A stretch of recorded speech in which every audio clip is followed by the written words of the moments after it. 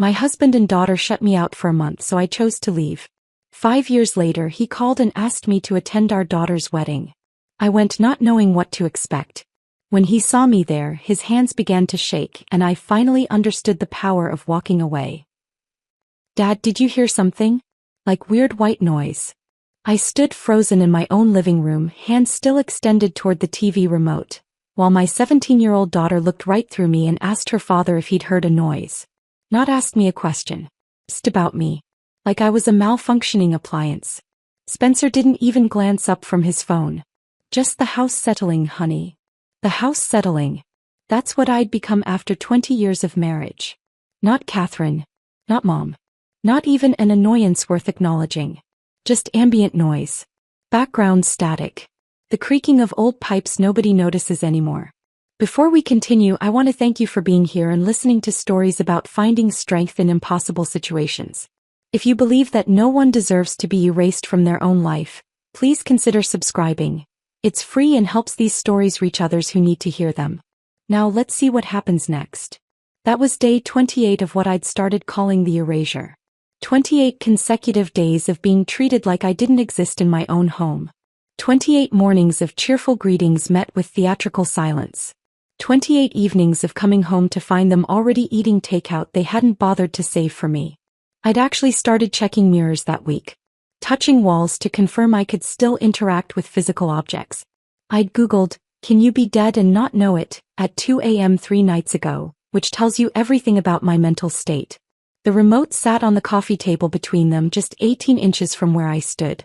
Lily snatched it away the moment I reached for it, clutching it against her chest like I was trying to steal something precious. "We're watching something," she said, not looking at me. "I just need 5 minutes, I heard myself say, hating how my voice had taken on this pleading quality. "Just to check the news." 5 minutes. Lily's eyes stayed fixed on the television screen where some reality show couple was having a scripted argument. "We're at the good part." The good part.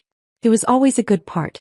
Every single time I wanted to use the TV I'd helped pay for in the house I'd helped maintain, there was always some critical moment I'd be interrupting. I stood there another moment, my arms still outstretched stupidly before letting it drop to my side. Spencer and Lily had already returned their attention to the screen, their bodies angled slightly away from me, creating a united front. A wall I couldn't penetrate. I walked back to the kitchen, my footsteps echoing on the hardwood floors I'd scrubbed last weekend. The breakfast dishes were still in the sink. The dishes from breakfast I hadn't been invited to because they'd gone out for pancakes. Without mentioning it. Without asking if I wanted to come.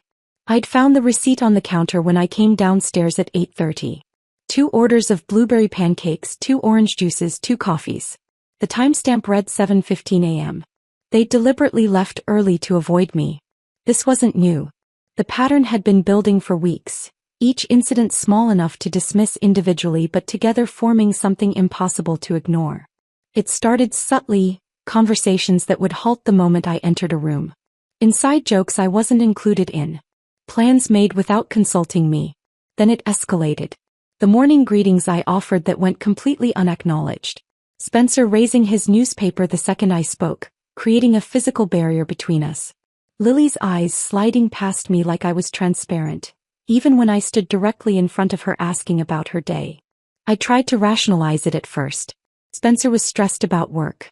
Lily was a teenager, and teenagers were naturally self-absorbed. They were going through something, having some father-daughter bonding phase that would pass. But this wasn't bonding. This was exclusion. Systematic, deliberate exclusion. I opened the refrigerator looking for something to make for dinner and found it nearly empty. The groceries I'd bought 3 days ago were gone. In their place were takeout containers and convenience foods I hadn't purchased. They'd been eating without me, shopping without me, living without me. My phone buzzed on the counter. A text from my friend Janet. "Still on for coffee tomorrow?" I stared at the message, trying to remember when I'd made those plans. Yesterday? Last week? Time had started blurring together, each day identical to the last. Wake up. Try to be seen. Phil. Go to bed. Repeat. I typed back, "Yes, 10 a.m. at Riverside Cafe?" Her response came immediately, "Perfect. Can't wait to catch up.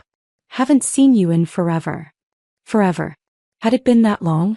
I scrolled through our message history. 6 weeks since our last coffee date. 6 weeks since I'd left the house for anything other than my part-time shifts at the university library. 6 weeks since I'd done anything that wasn't trying to make my family acknowledge my existence. When had I become this person? This desperate, invisible woman haunting her own life? I closed the refrigerator and noticed something on the counter I hadn't seen before. Spencer's briefcase positioned by the back door, ready for tomorrow morning. But it was Saturday. Spencer never packed his briefcase on Saturday for Monday. He was meticulous about his routines. Briefcase got packed Sunday evening, never before. Something cold prickled at the base of my spine. I walked over, telling myself I was just curious, not snooping.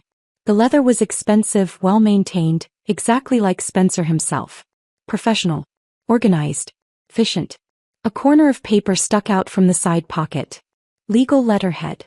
My hand moved before my brain could stop it, pulling the document free. Petition for dissolution of marriage. Read the header in official typeface.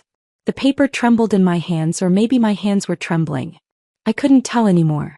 My eyes scanned down the page, catching phrases that rearranged my entire reality. Irreconcilable differences. Equitable distribution of assets. Custody arrangements. Custody arrangements. For Lily, who was 17 and didn't need custody arrangements. Unless Spencer was making sure I'd have minimal access even to weekend visits. Making sure the erasure would be legally permanent. I flipped to the next page. Asset division. Our house. The one we'd bought together, decorated together, where I'd planted every flower in the garden. Listed as marital property to be retained by petitioner. Spencer. The house would go to Spencer. Our joint bank accounts, the ones I'd been managing for 20 years, would be divided. Our savings split down the middle. My retirement account from the library, categorized and calculated. Everything we'd built together, neatly itemized and divided like we were a business partnership being dissolved. Not a marriage. Not a family. Not 2 decades of shared life. I turned to the final page. The signature line. Spencer had already signed. His name in that precise, efficient handwriting I'd once found attractive. Dated 3 days ago. Thursday. The same day I'd suggested lunch at the sushi restaurant. The same day he'd walked past me like I was air. He'd already decided. Already signed the papers. Already ended our marriage.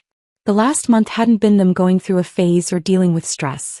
It had been them waiting for me to break, waiting for me to leave, making conditions so unbearable that I'd do exactly what Spencer wanted without him having to be the bad guy. A sticky note was attached to the signature line.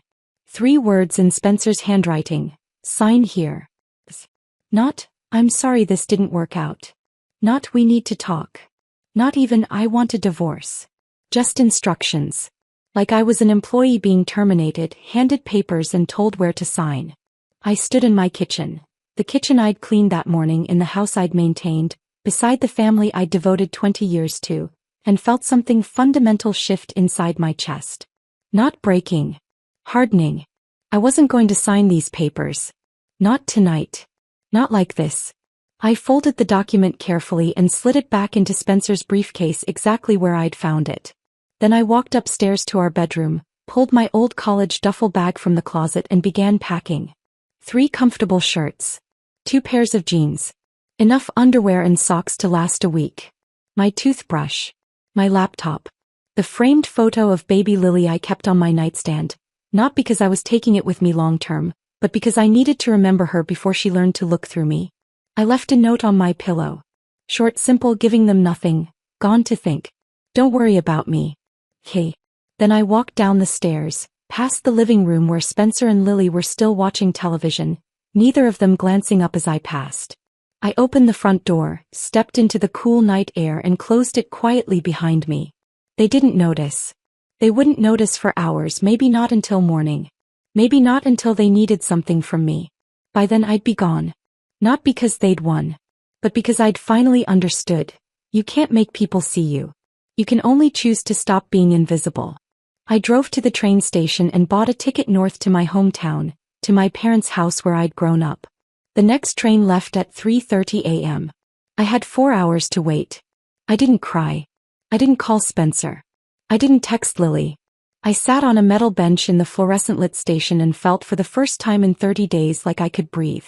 The train pulled into Millbrook Station at 6:47 a.m., just as weak sunrise was bleeding through gray clouds. I'd spent the 4-hour ride staring out the window at darkness, watching my reflection in the glass.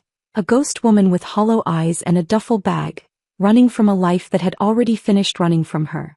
My father's house sat 3 blocks from the station, the same 2-story colonial where I'd grown up, where my bedroom walls still probably had thumbtack holes from teenage posters.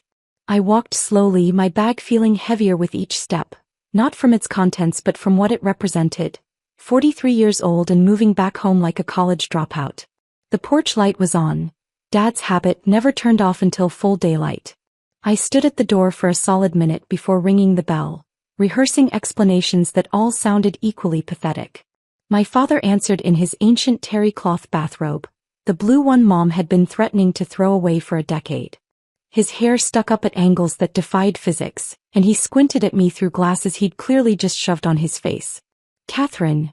His voice was rough with sleep and confusion. "What in God's name are you doing here at this hour?" I held up my duffel bag. It was all the answer I could manage without my voice breaking. Come in, come in."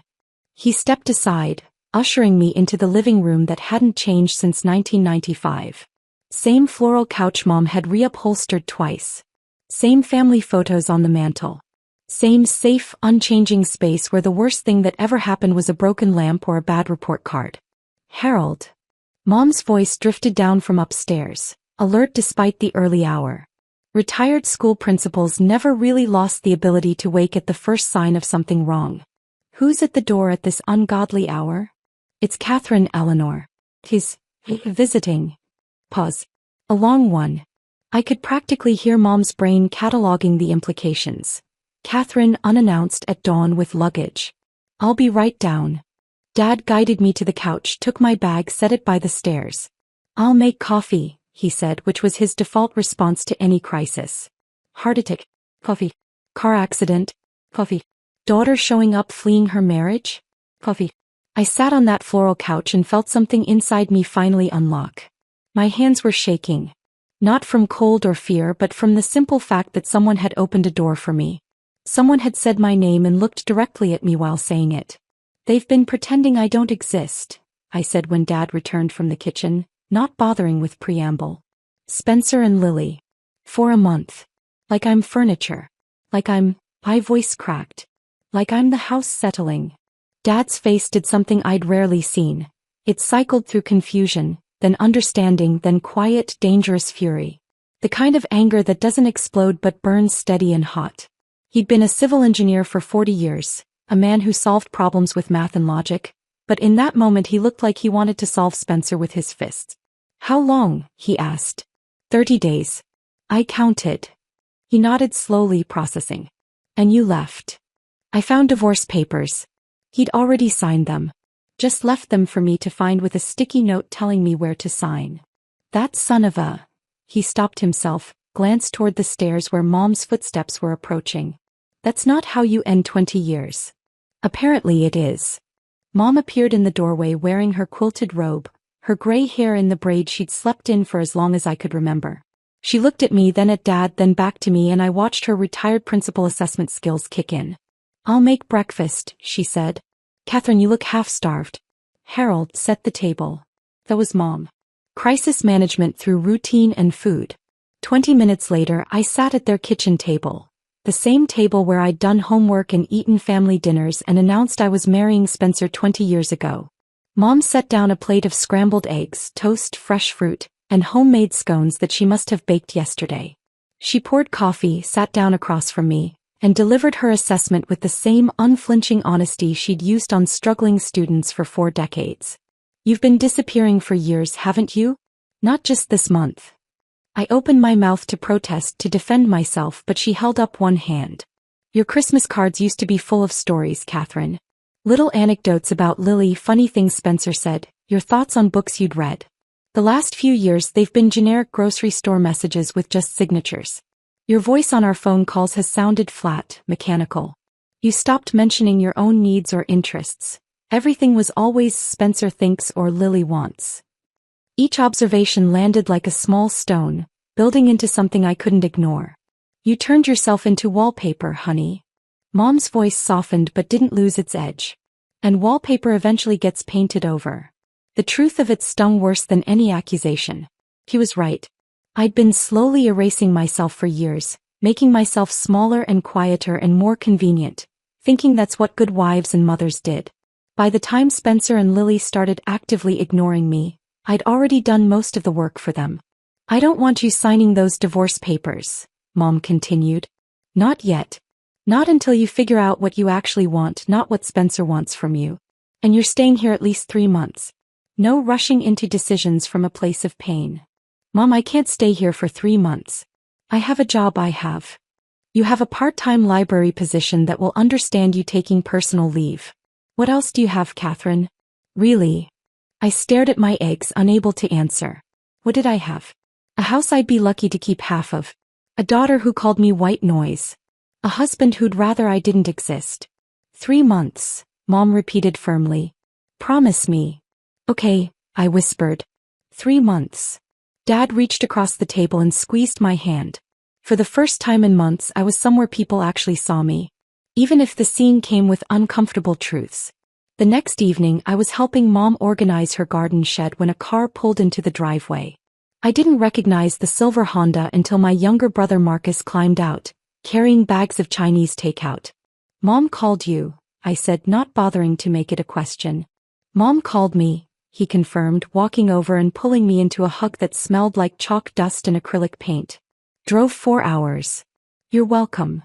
Marcus was 38, taught high school art, and had gone through his own divorce 3 years ago.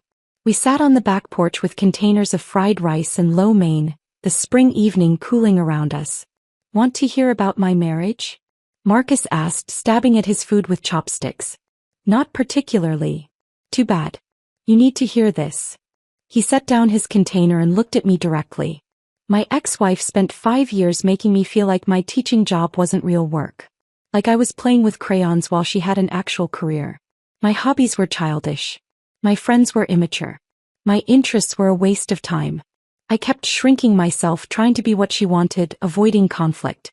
By the end, there was nothing left to shrink. I recognized the pattern immediately. You know what I learned? Marcus continued. The person who makes you feel invisible is showing you exactly how much they value you. Believe them. Don't waste time trying to prove your worth to someone who's already decided you don't have any. So I should just give up on my marriage? I'm saying maybe you're not running away from your marriage. Maybe you're running toward yourself. He pulled out a small notebook, the kind he used for sketching, and drew a simple timeline. Who was Catherine before she met Spencer? What did she like? What made her laugh? What were her dreams? I stared at the blank timeline, realizing I couldn't remember. That version of Catherine had dissolved so completely I couldn't even recall her outline. 3 months, Marcus said. Mom told me her terms. Use that time to find her again. The Catherine before. See if she's someone worth being. After Marcus left, I went up to my childhood bedroom. Mom had turned it into a guest room, but my old bookshelf still stood in the corner, filled with novels I'd loved at 16, 17, 18. Books I'd read before Spencer, before Lily, before I became someone whose existence was negotiable. My phone sat on the nightstand, silent. It had been silent for 7 days now. No calls from Spencer asking where I was. No texts from Lily checking if I was okay. Nothing. Part of me had expected anger, furious messages demanding I come home and stop being dramatic. Part of me had hoped for worry, concerned calls asking if I was safe. Instead, silence. They genuinely didn't care that I'd left. Or worse, they were relieved. I cycled through emotions faster than I could name them. Rage at their indifference. Grief over my failed marriage. Shame that I'd let myself become so diminished. Fear about an uncertain future where I didn't know who I was supposed to be. That night, I woke at 3 a.m. with my heart pounding, convinced I'd made a catastrophic mistake. I should go back. I should apologize. I should sign those papers and accept whatever scraps of relationship they'd allow me. Then I remembered Spencer walking past me like I was furniture. Lily asking if he'd heard white noise. The empty refrigerator they'd left that way deliberately. Each memory hardened something in my chest, transforming grief into resolve. By the end of that first week something shifted. I woke Saturday morning at 9:30, the latest I'd slept in years, without an alarm, without guilt, without anyone needing anything from me. I made coffee at my own pace. I sat in Mom's garden with a novel I'd been meaning to read for months. For 3 uninterrupted hours I read. Just read. Because I wanted to. It was such a small thing. But it felt like remembering how to breathe. That simple act, 3 hours of uninterrupted reading, became my anchor point. Every morning that followed, I'd wake without an alarm, make coffee at my own pace, and sit in Mom's garden with whatever book I'd chosen. No one needed me. No one was waiting for me to perform invisible labor. No one was timing how long I took for myself. It should have felt selfish. Instead, it felt like remembering I was human. 3 weeks into my stay, Dad asked if I'd update my resume on his computer. Just in case you want to look for something full-time, he said carefully, not pushing, just offering the option. I sat at his desk in the study that still smelled like his old pipe tobacco, even though he'd quit smoking a decade ago. The desktop computer was ancient by modern standards, but it worked. I opened a browser to access my email for reference materials. That's when I saw it. My old email account was still logged in from some previous visit months ago. The inbox showed unread messages, most of them spam, but one subject line made my hand freeze on the mouse. Following up on our discussion about Lily's college applications and the special circumstances you mentioned. The sender was Jennifer Carlson, Lily's school counselor. Special circumstances? What special circumstances? I shouldn't have opened it. I knew that even as my cursor moved toward the email. This was technically snooping, reading correspondence not meant for me. But the phrase special circumstances regarding my own daughter overrode every privacy instinct I had. I clicked. The email was a response in a longer thread. I scrolled to the beginning, my heart rate accelerating with each message. 6 months ago, Spencer had initiated contact with Ms. Carlson. The first email was innocuous. Questions about Lily's college application timeline, scholarship opportunities, standard parent concerns. But the second email shifted everything. I wanted to discuss some family circumstances that may affect Lily's applications, Spencer had written. My wife has been dealing with some personal challenges, mental health issues that have made her increasingly unreliable. I'm trying to provide stability for Lily during her senior year, but Catherine's condition has been affecting the household. Mental health issues. Increasingly unreliable. Catherine's condition. My hands started shaking. The thread continued. Spencer had methodically built a narrative over months, each email adding another layer. Catherine was struggling with depression, having difficulty maintaining normal routines, becoming emotionally distant from family responsibilities. He positioned himself as the heroic parent holding everything together, managing both his demanding career and Lily's needs while his wife fell apart. Ms. Carlson's responses were sympathetic, supportive. She praised Spencer's dedication. She suggested resources for families dealing with mental illness. She assured him that Lily's college applications could note the challenging family circumstances to explain any inconsistencies in her academic record. I kept scrolling, each message making me feel sicker. There was no challenging family circumstance. There was no mental breakdown. There was just Spencer systematically destroying my reputation to school officials, creating a paper trail that painted me as unstable, unreliable, essentially abandoning my parental duties. And he'd started this 6 months ago, 2 months before the erasure even began. This wasn't reactive cruelty. This was premeditated. I printed every email, my hands trembling so badly I could barely load paper into the printer. Then I did something I hadn't done since leaving. I logged into our joint bank account. I'd been managing our finances for 20 years. I knew every account number, every password, every automatic payment. I'd handled it all while working part-time at the library, somehow making Spencer's corporate salary and my modest income stretch to cover mortgage, bills, Lily's expenses, everything. The login screen appeared. I typed the password, expecting it to fail. Surely Spencer had changed it after I left. But it worked. He hadn't even bothered to lock me out. Why would he? I was already gone. The account summary loaded and my stomach dropped. The balance was $3,847. 3 months ago it had been $31,000. I pulled up the transaction history, watching our savings evaporate in a pattern of transfers. Small amounts at first, $200 to an account I didn't recognize. Then $500. Then $1,000. The transfers escalated over 8 months, always to the same external account, S. Whitmore Personal Banking. Spencer had opened a separate account in only his name and had been systematically moving our joint money into it. I calculated quickly. Over 8 months he'd transferred nearly $28,000. The photographer for Lily's birthday party, $300, paid from joint funds 1 week before a $3,000 transfer to his personal account. The expensive dinners I was never invited to, all paid from our joint money, then equivalent amounts moved to his private account days later. He'd been deliberately depleting our shared resources while building his own separate financial cushion, ensuring that when I left I'd have almost nothing. The timeline was damning. The money transfer started 8 months ago. The emails to Lily's counselor started 6 months ago. The systematic ignoring campaign started 4 months ago. The divorce papers appeared 3 weeks ago. This wasn't spontaneous. This wasn't a marriage falling apart. This was planned demolition. My phone rang, making me jump. Patricia's name appeared on the screen. My supervisor from the university library. Catherine. Her voice was careful, uncomfortable. I need to tell you something and I really hope you won't shoot the messenger. What's wrong? Spencer called the library yesterday. He said you were experiencing some personal difficulties and needed extended leave for health reasons. Patricia paused. He implied, without saying it directly, that you were having some kind of breakdown. He even suggested that we might want to consider your position unstable for long-term planning. The room tilted slightly. He what? I thought it was strange. You've worked here for 12 years, Catherine. You've never missed a deadline, never called in sick without good reason, never given me any indication of instability. So I'm calling to verify. Are you okay? Is there something I should know? I'm fine, Patricia. I'm more than fine.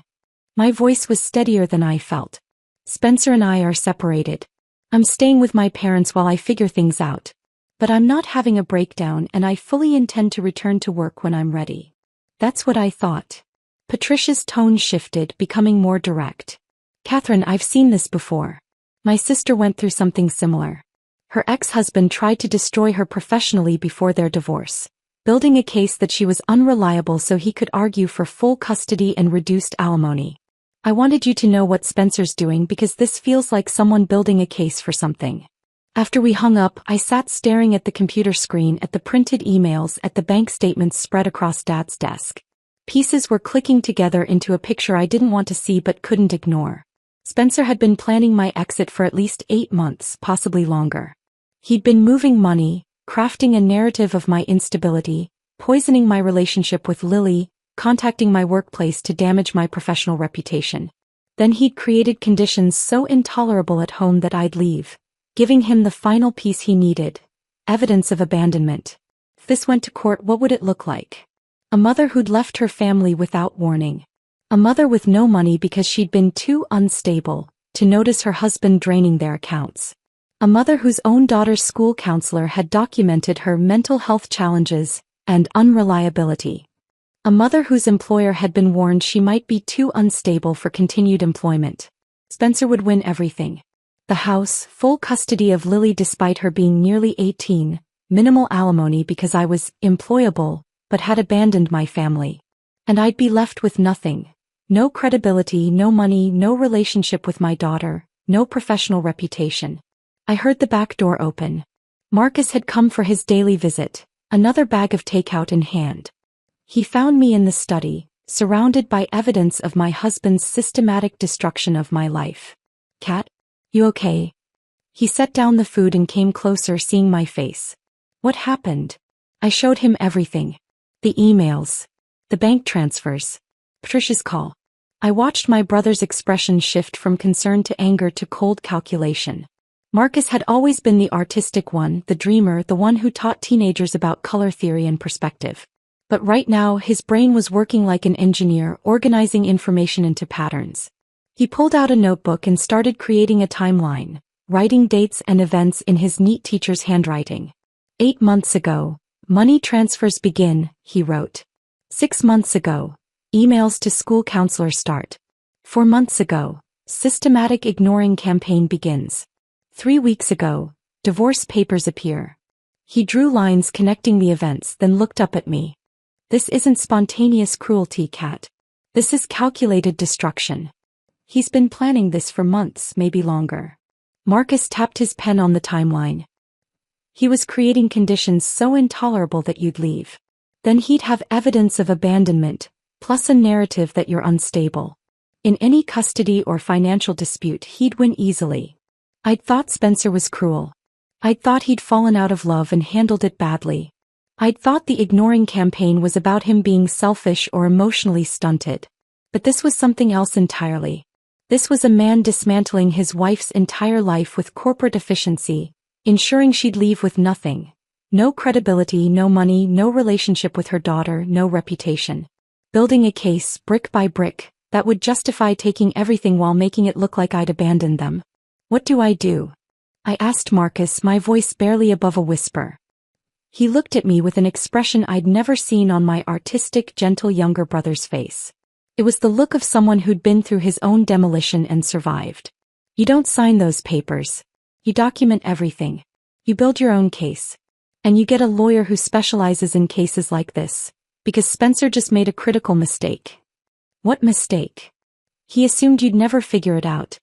He assumed you'd stay broken. Marcus smiled, but it wasn't a kind smile. He forgot that invisible women see everything. Marcus's words hung in the air between us. He forgot that invisible women see everything. I looked down at the evidence spread across Dad's desk. Printed emails, bank statements, Patricia's warning scribbled on notepaper. 8 months of systematic destruction, documented and undeniable. I'm not signing those papers, I said, the decision crystallizing as I spoke it aloud. Marcus nodded, unsurprised. Good. What else? I'm not responding to Spencer at all. No explanations, no confrontations, nothing. The plan was forming as I articulated it, each piece clicking into place with startling clarity. He thinks I'm broken. He thinks I ran away to fall apart somewhere. Let him keep thinking that. You're going underground, Marcus said, understanding immediately. Healing while he gets comfortable. Exactly. I started gathering the documents into a folder. Comfortable people make mistakes. I need him to believe he's already won.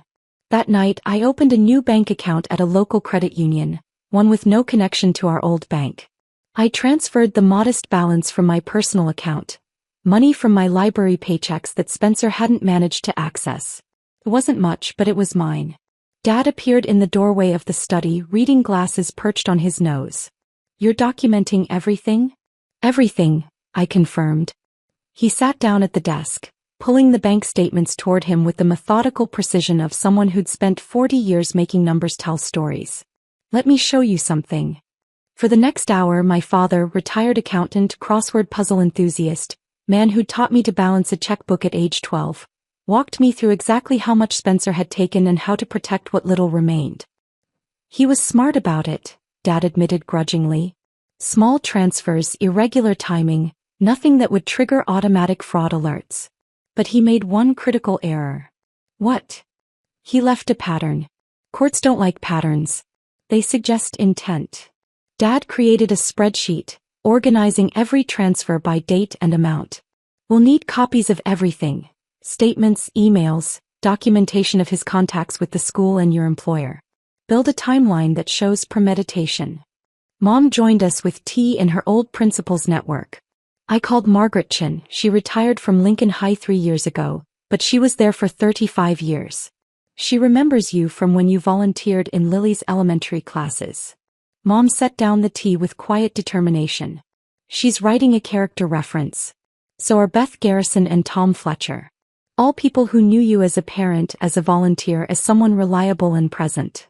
I looked at my parents. Both in their 70s, both supposed to be enjoying retirement. Both now weaponizing their professional expertise to help their daughter survive a predator in a business suit. Thank you, I whispered. Don't thank us, Mom said firmly. You're our daughter. We protect our own.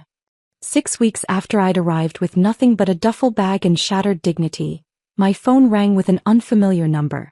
I almost didn't answer. Spencer had been calling from blocked numbers occasionally, leaving voicemails I deleted without listening to. But something made me pick up. Catherine Whitmore? The voice was professional, female, warm. Speaking. This is Dr. Rebecca Walsh. I'm the director of the Riverside Library System. Patricia Brennan gave me your contact information. Do you have a few minutes to talk?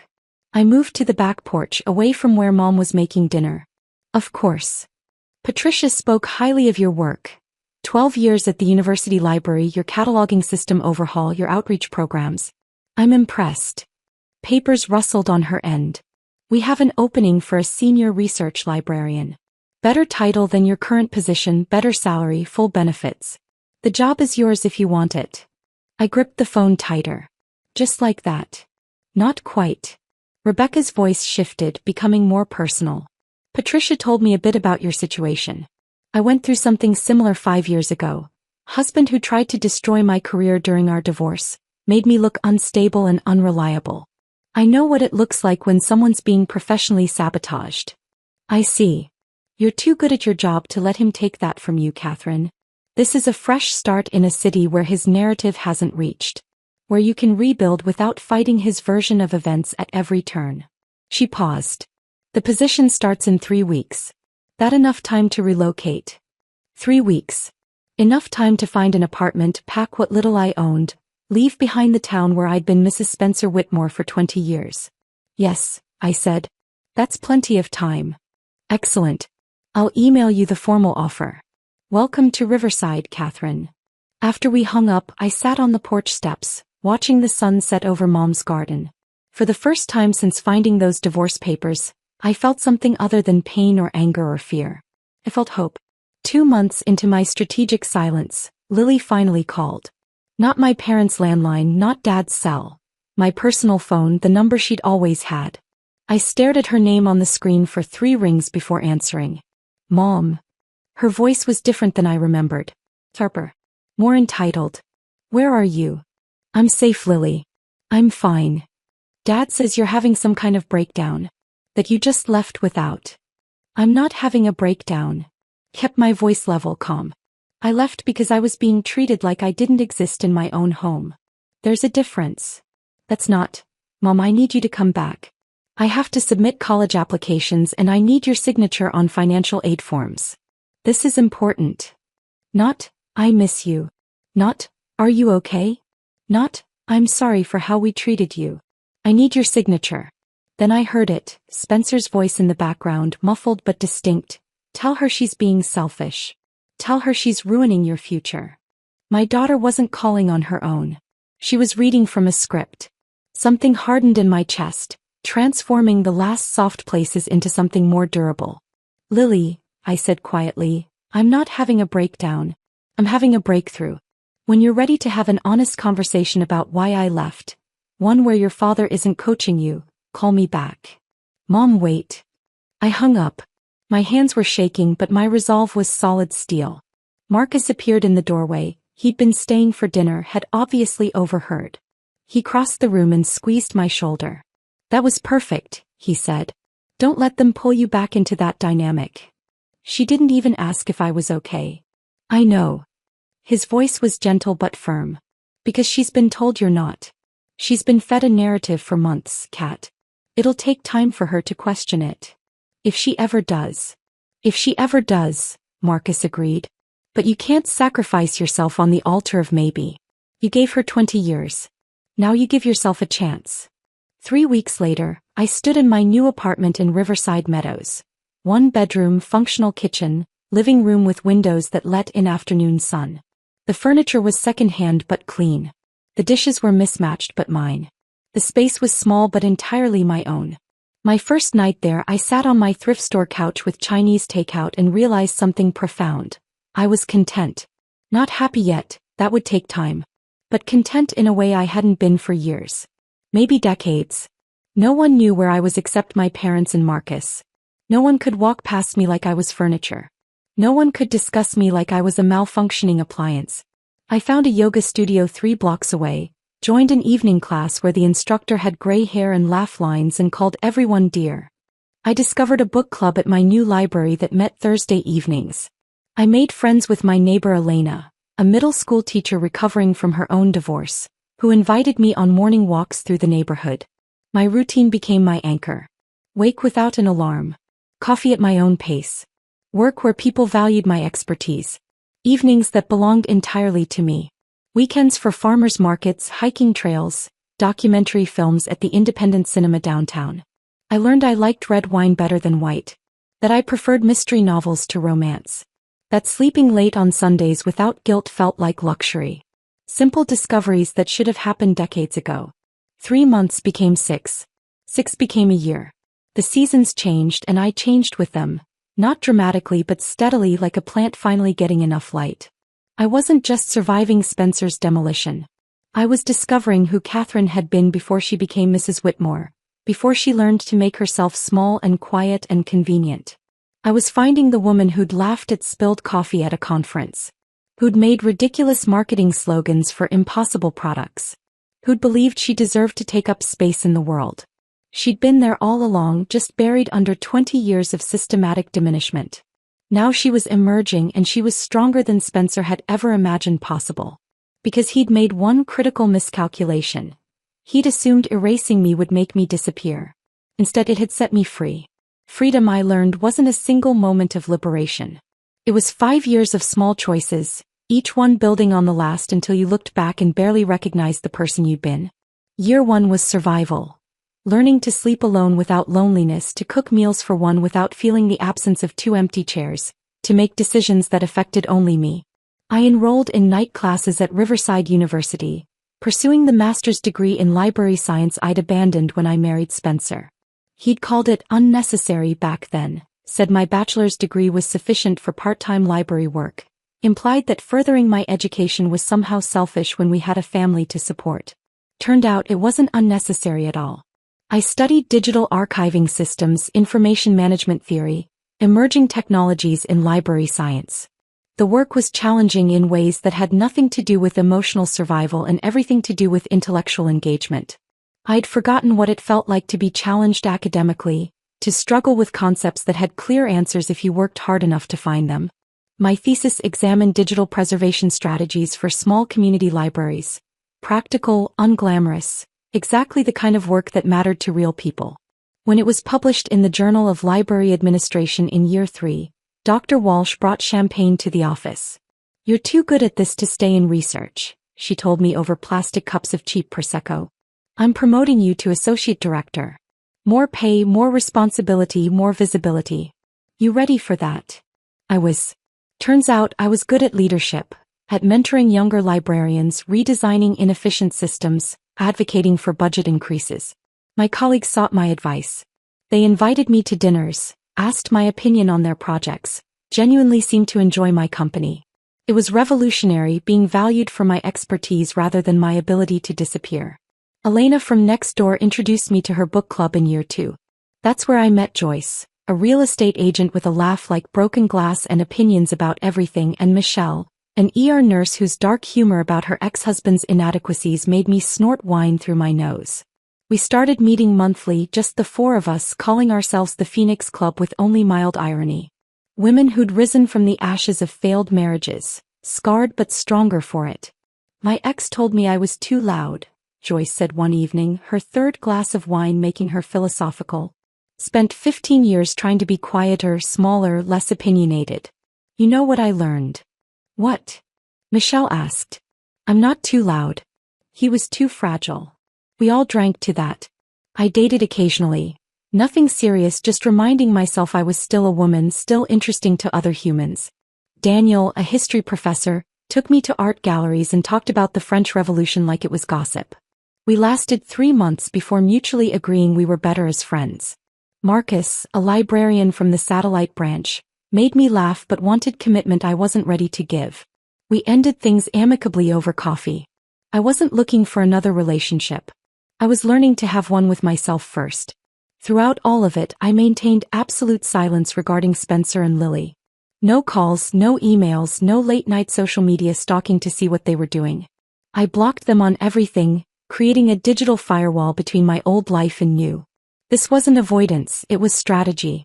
My lawyer and Brennan had advised this approach from the beginning.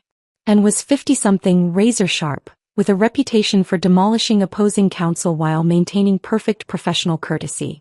She wore sensible shoes and no-nonsense suits and had eyes that could calculate your financial worth in seconds. "Let him think he won," she told me during our first consultation. "Let him get comfortable in that narrative. Comfortable people make mistakes. Comfortable people get sloppy." So I let Spencer believe I'd simply dissolved, that his systematic erasure had succeeded.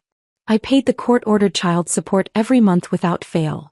$400 that legally I could have challenged since Lily was nearly 18 when I left, but I paid it anyway.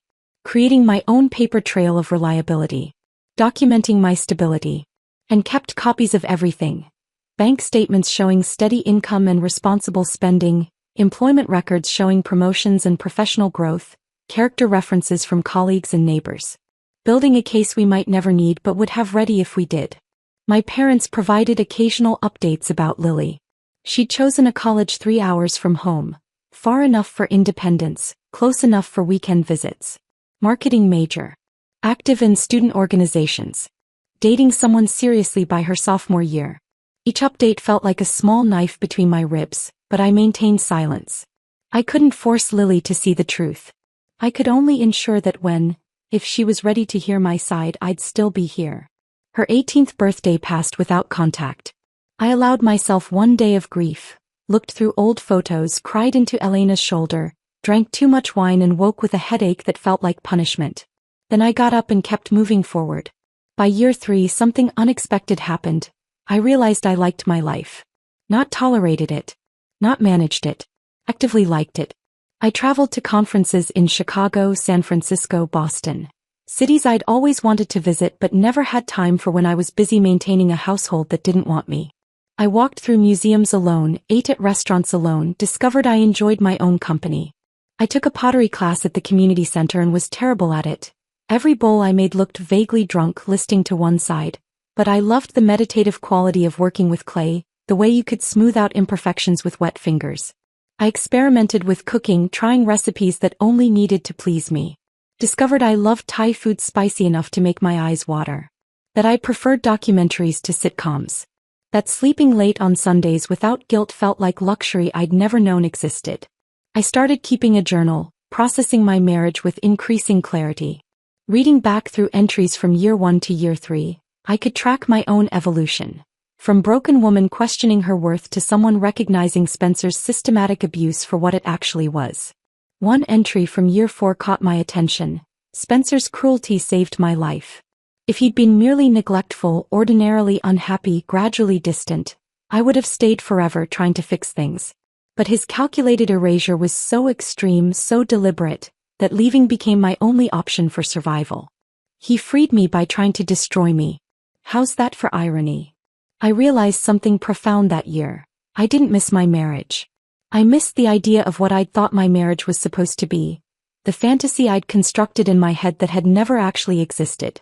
The reality had been 20 years of slowly shrinking myself, making myself smaller and quieter and more convenient, until there was almost nothing left to shrink. Spencer hadn't suddenly become cruel. He'd always been this way. I'd just been too invested in the fantasy to see it clearly. Year 5 arrived quietly. I was 48, owned no property, had modest savings, a job I loved, friends who actually wanted to spend time with me. My life wasn't impressive by external standards. No fancy house, no impressive title, no Instagram-worthy highlights. But it was mine. Completely authentically mine. That Tuesday evening in late April, I was heating tomato soup and debating between the ocean documentary I'd been saving or mindless cooking competition shows when my phone buzzed. Unknown number. Probably spam about extended car warranties or duct cleaning services. But something, instinct, curiosity, fate made me answer. "Hello, Catherine." Spencer's voice. After 5 years of silence, suddenly in my kitchen through this small rectangle of glass and circuits. Every muscle in my body went rigid. My first instinct was to hang up immediately, block the number, maintain the careful separation I'd built. But curiosity overrode self-protection.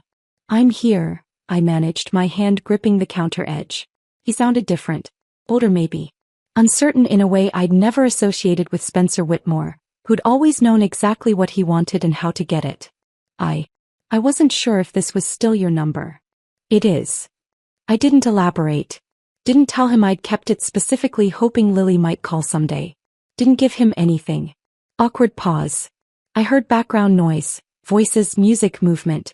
He wasn't alone. How have you been? The question was so absurd I almost laughed. 5 years of systematic destruction, of silence, of treating me like I'd never existed, and now he wanted to know how I'd been? Fine, I said flatly. Why are you calling, Spencer? He took a breath, the kind people take before difficult announcements. Catherine, Lily is getting married. The words hit like physical impact. My little girl, not little anymore. 22 years old. Getting married to someone I'd never met, at a wedding I'd never be invited to, living a life I knew nothing about. Married, I repeated because my brain needed a moment to process. Yes. To a wonderful young man named James Morrison. They met in college, been together 2 years. The wedding is next month. Next month. She'd been engaged for who knows how long, planning this wedding, choosing flowers and venues and dresses, and I was learning about it through a phone call 5 weeks before the ceremony. I hope she's happy.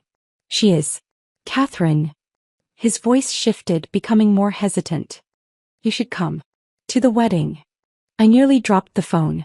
The audacity was breathtaking. 5 years of silence, of treating me like I'd never existed, and suddenly I was supposed to show up at my daughter's wedding like nothing had happened? You want me at the wedding? Yes. She's your daughter. You should be there. But as Spencer talked, explaining the date, the venue, the time, I detected something in his voice I hadn't anticipated. Something that sounded almost like fear. He was afraid of something. I couldn't identify what, but it was there, threaded through his words like a hairline crack in expensive porcelain. She misses you, he said quietly. I did laugh then. Couldn't help it. Funny way of showing it. 5 years, Spencer. Not a single call, text, or email. Not on my birthday, not on holidays, nothing. But now she misses me. People change, Catherine. Time changes things. Yes, I agreed. It certainly does. I should have said no. Should have told him exactly where he could put his wedding invitation. Should have hung up and blocked his number and continued my carefully constructed life without him. Instead, I heard myself say, I'll think about it. After he hung up, I stood in my kitchen with cold soup and a phone that felt heavier than it should, trying to understand what had just happened. My daughter was getting married. And somehow, impossibly, I just agreed to consider attending. I stared at my phone long after Spencer hung up, the screen dark and silent, my soup forgotten on the counter. My daughter was getting married. To someone named James Morrison. At Riverside Country Club. Next month. And I'd said I'd think about attending. The absurdity of it hit me all at once. 5 years of silence and suddenly I was supposed to show up at a wedding like nothing had happened? Like I hadn't been systematically erased from their lives? Like Spencer hadn't spent months building a case that I was unstable, unreliable, essentially abandoning my family? I needed perspective. I needed people who'd tell me the truth, not what I wanted to hear. I texted the Phoenix Club group chat. Emergency meeting. My place. Tomorrow night. Bring wine. Elena responded first. On it. Everything okay? Define okay, I typed back. The next evening, my small living room filled with the women who'd become my chosen family. Elena arrived with 2 bottles of red wine and concern etched on her face. Joyce brought fancy cheese and her trademark bluntness. Michelle showed up straight from a 12-hour shift, still in scrubs carrying chocolate. I told them everything. Spencer's call, the wedding invitation, the 5 years of silence suddenly broken for this. Why now? Elena asked immediately, her teacher's instinct for hidden motives kicking in. Why reach out after 5 years of nothing? What changed? Maybe Lily insisted, I offered weakly. Did Spencer say that? Joyce was already pouring wine with the efficiency of someone who'd had this conversation before. Because in my experience, people don't suddenly remember you exist unless you're useful to them. What do they need from you, Catherine? I hadn't thought about it that way. I don't know. My presence. My blessing. Your compliance, Michelle said quietly, her nurse's ability to see through symptoms to root causes serving her well. They want you to show up, play nice, fit into whatever narrative they've created about your absence. Make it look like everything's fine, like they're the gracious ones allowing you back in. The wine was sharp on my tongue, or maybe that was just the bitterness of recognition. But here's the real question, Michelle continued, leaning forward. What do you want, Catherine? Not what's right or fair or expected. Not what a good mother should want. What do you actually want? I set down my wine glass, trying to articulate something I'd been avoiding examining too closely. I want to see her, I admitted. I want to know if she ever thinks about me. If she remembers that I used to make her lunch with little notes. If she ever wonders what really happened 5 years ago. And, Joyce prompted. And I want Spencer to see me. The truth came out harder, sharper. I want him to see what he threw away. I want him to confront the woman he tried to erase, who rebuilt herself into something he doesn't recognize or control anymore. Elena smiled slowly. Now we're getting somewhere. That's not revenge, I said quickly. I'm not trying to ruin anything. It's not revenge, Michelle agreed. It's closure. And honestly, it's justice. He tried to destroy you. You showing up whole and thriving, that's the best response you could give him. We talked for 3 hours, working through scenarios, motivations, risks. By the time they left, I'd made my decision. I was going to the wedding. The next morning, I met Brennan at our usual coffee shop downtown. She arrived precisely on time, carrying her leather briefcase and wearing her trademark sensible heels. You're going, she said before I could speak, reading my face with the accuracy that made her such an effective lawyer. I'm going. And ordered a black coffee, sat down across from me with the posture of someone preparing for negotiation. Then we do this strategically. This is either a trap or an opportunity, maybe both. She pulled out a legal pad, started making notes as she talked. If you go armored. Treat it like a deposition. Speak only when necessary. Observe everything. Give them nothing. No anger, no tears, no explanations they can twist later. You're composed, dignified, present because you choose to be. I can do that. Also consider bringing someone. A date, a friend. Evidence that you've moved on, that you have a life they're not part of. Anne's pen tapped against her notepad. Men like Spencer can't stand the idea that you survived without them. Show him you didn't just survive, you flourished. That's more devastating than any revenge you could plan. I thought about it, then shook my head. No. This is something I need to do alone. Bringing someone would look like I'm trying too hard to prove something. Fair point. And made another note. There's also a legal angle to consider. Attending demonstrates your ongoing interest in Lily's life. Your stability. Your willingness to be the bigger person. If any custody or financial issues ever resurface. Lily's 22. There won't be custody issues. You'd be surprised what can come up in divorce modifications. Better to have this documented, that you made the effort, that you were willing to attend despite years of exclusion. And looked up from her notes. I'm not saying that's why you should go. But it doesn't hurt. I was beginning to see the wedding differently, not as a personal event that might bring closure, but as a strategic move in a game I hadn't realized we were still playing. 3 weeks. I had 3 weeks to prepare. I treated it like preparing for battle because in many ways that's exactly what it was. The dress took 2 days to find, elegant but not extravagant, sophisticated but clearly affordable. Something that said, I'm doing well without screaming, I'm trying to impress you. Navy blue, simple cut, appropriate for a wedding without trying to compete with anyone. I got my hair cut and styled, not dramatically different, just refined. Professional. The stylist, a chatty woman named Carmen, asked if I was going somewhere special. My daughter's wedding, I said, and the words felt strange in my mouth. How wonderful. You must be so excited. I smiled noncommittally and changed the subject. At home I practiced in front of the mirror. Not what I'd wear or how I'd look, but what I'd say if forced into conversation. How have you been? Simple question, loaded implications. I've been well, thank you. Neutral gives nothing away. Where have you been? Slightly accusatory. I've been building a life for myself. And you? Turn it back, don't explain. Why did you leave? Direct confrontation. I left because I was being treated like I didn't exist. I chose to exist elsewhere. Truth without anger. I ran through scenario after scenario. Lily confronting me at the reception. Spencer trying to play victim to his new in-laws. Meeting James and his family, who'd probably been told some version of the unstable mother story.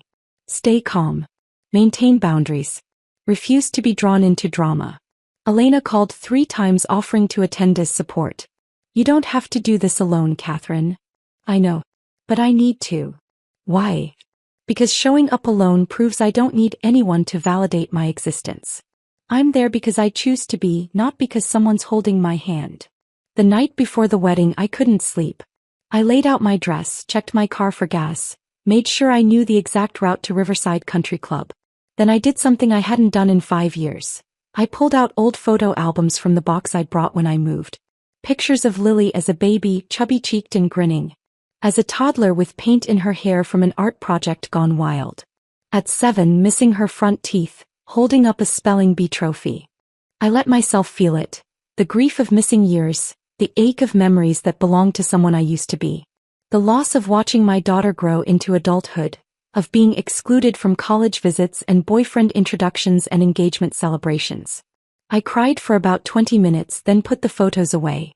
Tomorrow wasn't about reclaiming the past. It was about facing it with dignity intact. The morning of the wedding arrived with perfect spring weather. Sunny, warm, the kind of day that made weddings look like magazine spreads. I woke at 6, too anxious to sleep, moving through my morning routine with mechanical precision. Coffee. Toast I couldn't taste. Shower. Careful application of makeup that enhanced without announcing itself. The navy dress that fit perfectly. Modest jewelry. Comfortable but elegant shoes. I looked in the mirror and saw a woman who'd survived something that should have destroyed her. Who'd rebuilt from nothing into something solid and real. Good enough. The drive to Riverside Country Club took 40 minutes on highways lined with flowering trees. Nature providing free wedding decorations. I used the time to breathe, to center myself with techniques from yoga classes I'd been taking for years. I reminded myself with each breath, I don't need anything from these people. Not forgiveness. Not reconciliation. Not understanding. I'm attending because Lily is still my daughter, because I refuse to be erased from this milestone, because showing up is more powerful than hiding. The country club appeared like something from a wealth magazine. Marble columns, professionally landscaped grounds, valet parking for luxury vehicles that cost more than my annual salary. I drove past the valet, finding a regular parking spot at the edge of the lot where my 10-year-old sedan wouldn't look quite so out of place. I sat there for 15 minutes watching guests arrive. Women in designer dresses and men in expensive suits. Everyone looking like they belonged to this world of country clubs and destination weddings and trust funds. I didn't belong here. I'd never belonged here even when I was married to Spencer. But I'd built something better. Something real and mine and not dependent on anyone else's approval. I was here because I chose to be. Present. Visible. Undeniable. I checked my reflection one last time in the rearview mirror, grabbed my small purse and opened the car door. Time to remind them what they'd lost when they decided I didn't matter. The country club entrance felt like walking into a different universe. One where wealth whispered instead of shouted. Where everything from the doorman's polished shoes to the subtle scent of expensive florals announced that this was a world I'd never quite belonged to. I bypassed the guest book, not wanting to announce my presence more than necessary, and followed the flow of well-dressed strangers toward the ceremony space. The venue opened up like a scene from a bridal magazine. White roses cascading from every surface, silk ribbons the color of champagne, enough candlelight to make the afternoon seem romantic rather than excessive.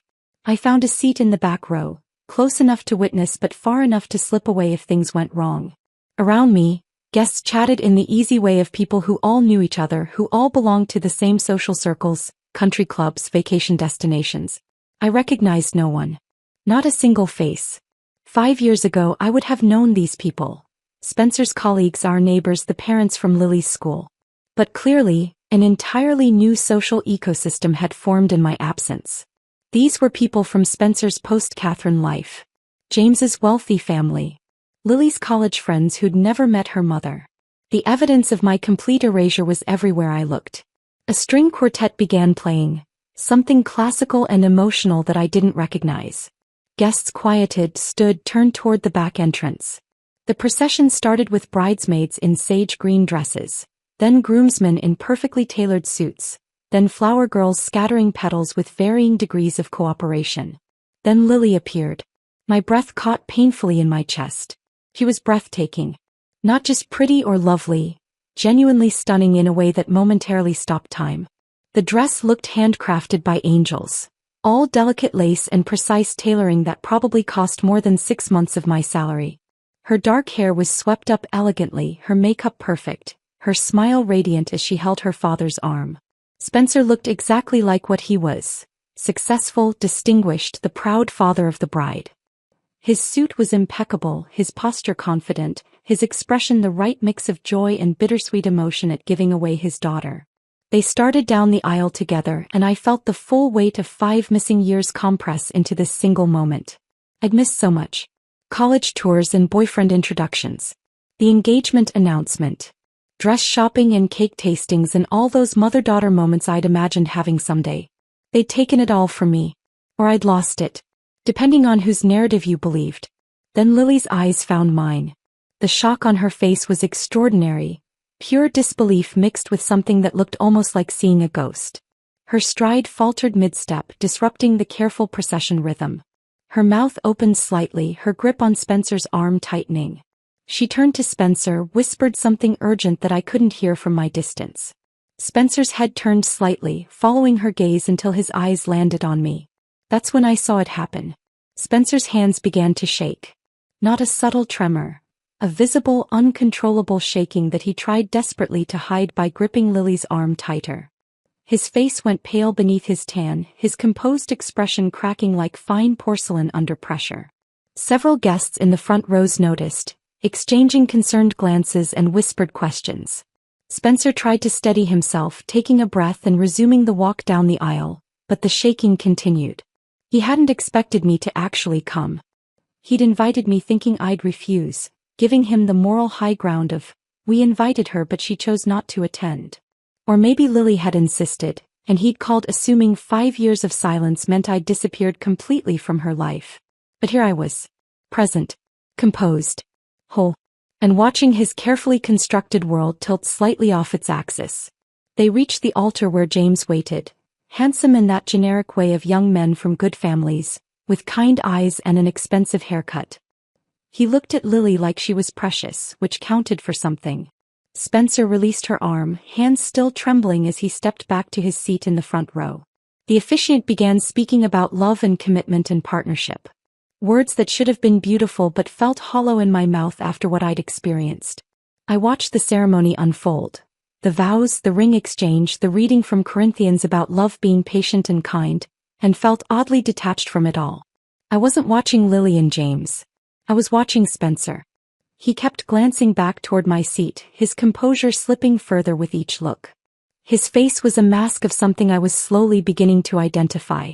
Fear. Spencer was afraid. Not of me specifically. I posed no physical threat, no legal danger, nothing concrete. He was afraid of what I represented. The woman he'd systematically erased who should have stayed erased. The wife he'd driven away who should have stayed broken and invisible. But here I was, sitting in the back row of his daughter's wedding, wearing a nice dress and calm expression, having rebuilt myself into someone he no longer recognized or controlled. My mere presence was a threat to the narrative he'd spent 5 years building. And in that moment, watching Spencer's facade crack under the weight of confronting what he'd destroyed, I understood something profound. I'd spent 5 years thinking that leaving made me weak. Thinking that I'd failed as a wife and mother by choosing to walk away rather than endure. But I'd been wrong. The real power wasn't in staying and enduring systematic cruelty, trying to fix something that was deliberately broken. The real power was in walking away. In becoming so completely whole without them that your very presence became testimony to their failure. Spencer had tried to erase me and I'd let him think he'd succeeded. Then I'd rebuilt myself so thoroughly that when he finally saw me again, he didn't recognize the woman standing before him. That was power. Quiet, undeniable power. The ceremony concluded with the traditional kiss and the officiant's announcement. I present to you Mr. and Mrs. James Morrison. Guests applauded. The string quartet launched into something joyful. Lily and James walked back down the aisle together, newlyweds glowing with happiness and youth and the confidence of people who'd never been systematically destroyed. As they passed my row, Lily's eyes found mine again. This time the expression was different. Confusion mixed with something that might have been shame. Or maybe anger. Or maybe just the complicated emotion of seeing your mother for the first time in 5 years at your wedding. I nodded once. A simple gesture that encompassed everything I couldn't say aloud. I see you. I came. I was here for your wedding. I'm still your mother even if you've forgotten that. Then they were past me, surrounded by guests offering congratulations and taking photos. As people began moving toward the reception hall, following signs to cocktails and dinner, I stood and quietly walked in the opposite direction, toward the exit. I'd come for the ceremony. That was the commitment I'd made to myself. I had no interest in the reception, in making small talk with strangers who believed whatever story Spencer had told about the unstable mother who'd abandoned her family. I had no interest in pretending I belonged to this world of country clubs and expensive weddings and people who'd watched me be erased without question. I'd done what I came to do. I'd been present. Visible. Undeniable. That was enough. I pushed through the heavy doors into spring afternoon sunshine, the warmth hitting my face like a benediction. As I walked across the parking lot toward my car, I felt something unexpected. Lightness. The weight I'd been carrying for 5 years. The shame, the questions, the wondering if I'd somehow failed, began lifting like fog burned away by sun. I hadn't failed. I'd survived something designed to destroy me. I'd chosen myself when no one else would. And there was no shame in that. I was unlocking my car when I heard footsteps running across pavement. Catherine. Wait. Spencer's voice, breathless and urgent. I turned slowly, deliberately, finding him stopped about 10 feet away. His wedding guest composure was completely shattered. Face pale, tie slightly askew, hands still trembling at his sides. You came, he said, as if stating the obvious would somehow make sense of it. You invited me, I replied calmly. We stood there in the parking lot, two people who'd once promised forever, now strangers with 20 years of complicated history stretched between us like a minefield. I didn't think you actually would, Spencer admitted, his voice cracking slightly. After everything you did to me, you mean? I kept my tone neutral, not angry, just factual. He flinched as if I'd physically struck him. After you systematically erased me from my own life? I continued, each word measured and clear. After you poisoned my relationship with my daughter? After you stole money and destroyed my reputation with carefully constructed lies to her school, to my employer, to anyone who would listen? Which everything are we discussing, Spencer? His face went even paler. Catherine, it wasn't supposed to, things just got out of hand. I almost laughed. No. Things didn't get out of hand. You planned everything. The ignoring campaign. The financial transfers. The emails painting me as unstable. That wasn't spontaneous cruelty or a marriage falling apart. That was calculated destruction. Spencer's expression shifted, shock that I knew, then something that looked almost like shame, quickly buried beneath defensiveness.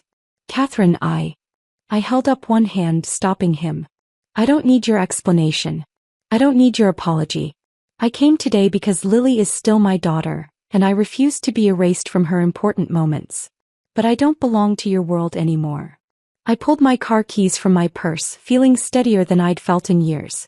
And honestly, I met his eyes directly. I'm grateful. You showed me exactly what I was worth to you. And it made me realize I was worth so much more to myself. I unlocked my car door, leaving Spencer standing there with whatever words he'd planned to say dying on his lips. As I drove away, I didn't look back. I drove away from Riverside Country Club with steady hands and clear vision, leaving Spencer standing alone in that parking lot with whatever words he'd left unsaid. I didn't look back. Not once. The 40-minute drive home took me through the same flowering trees I'd passed that morning, but everything looked different now. Lighter somehow. The late afternoon sun painted the highway gold, and I drove with my windows down, letting spring air wash through the car. I wasn't processing what had happened with pain or regret. It was more like anthropological curiosity, examining artifacts from a life I used to live, trying to understand how I'd ever believed that version of reality was acceptable.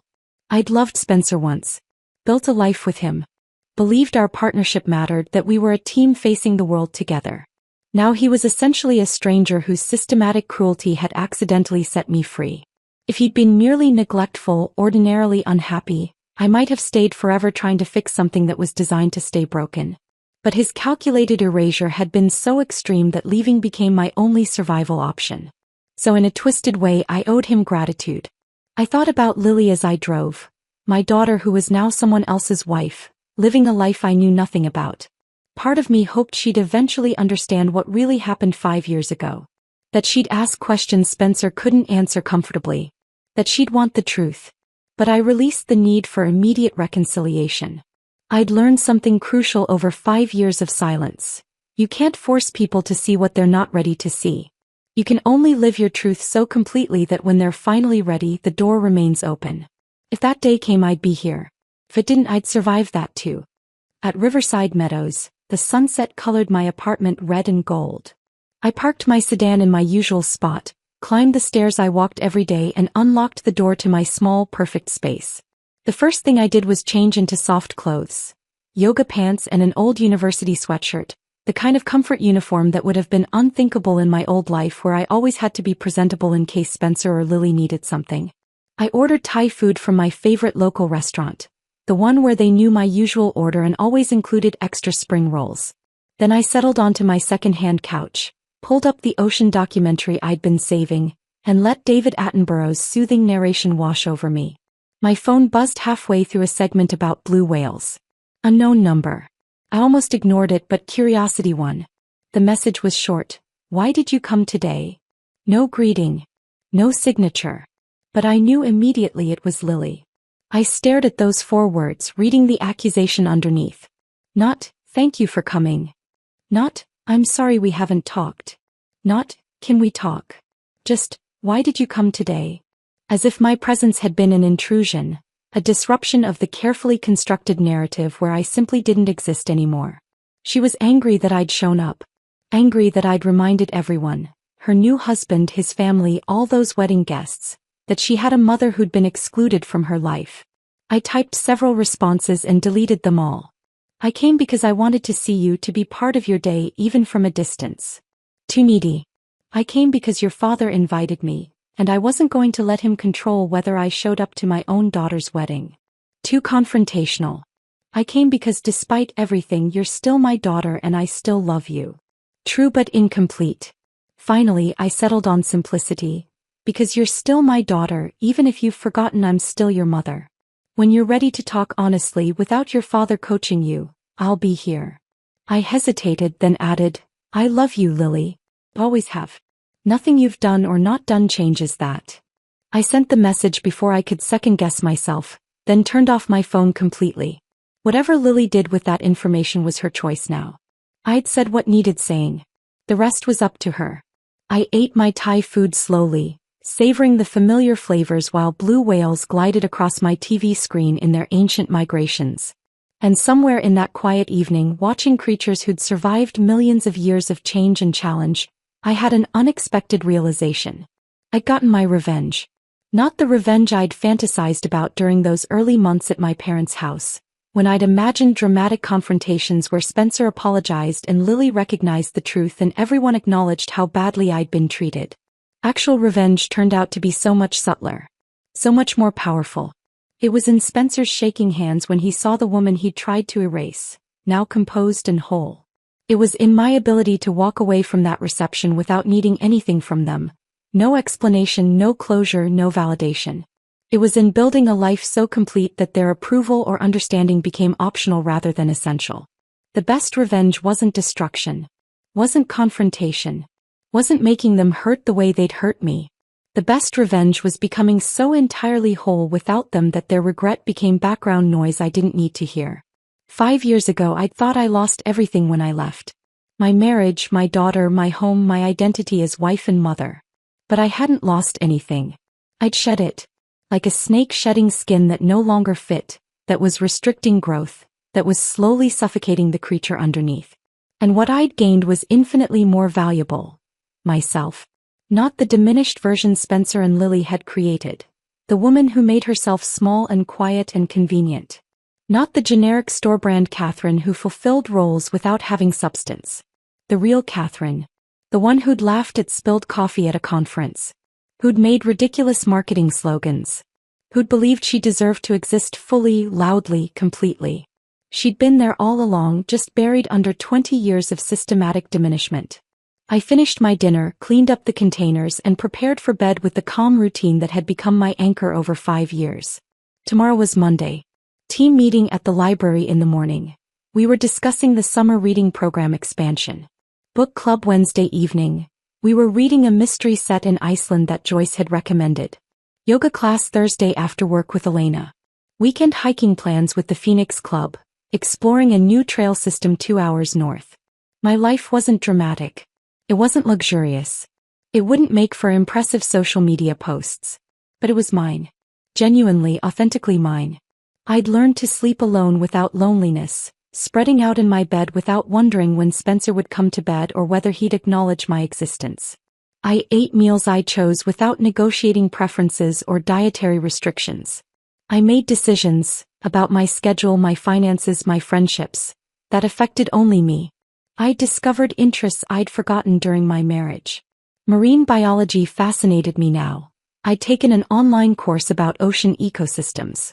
Pottery remained a hobby despite my complete lack of talent for it. I preferred independent films to blockbusters. Saturday mornings at the farmer's market felt like weekly celebration. I had friends who valued my opinion, colleagues who respected my expertise, neighbors who smiled when I passed and asked how I was doing because they genuinely wanted to know. Most importantly, I had myself back. Not the wife Spencer had molded. Not the mother Lily had taken for granted. Just Catherine, full, complicated, interesting, flawed, real.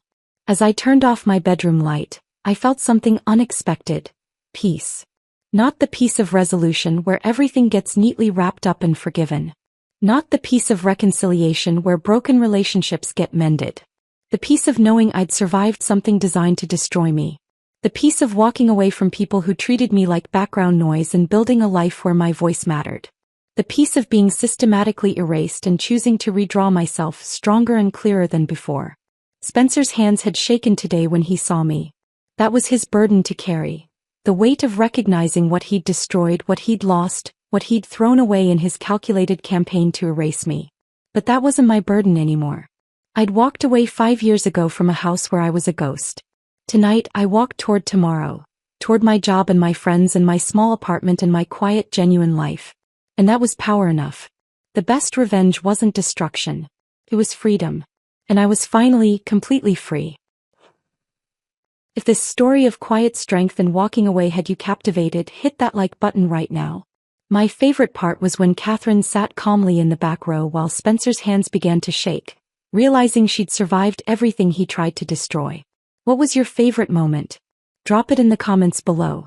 Don't miss more powerful stories like this. Subscribe and hit that notification bell so you never miss an upload.